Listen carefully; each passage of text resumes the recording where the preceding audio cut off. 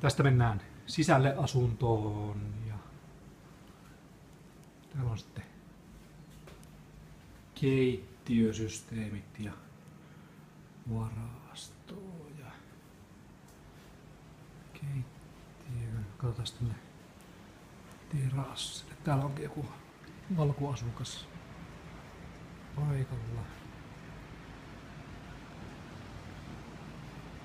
Tuossa voi syödä kanssa sitten. Ja tuolla näkyy sitten meri.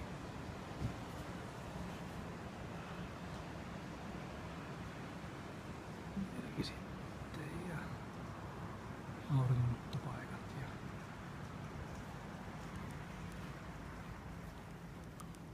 olohuone.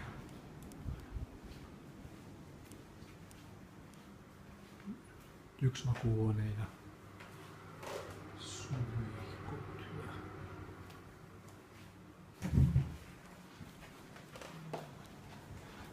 sitten täältä jatketaan, niin on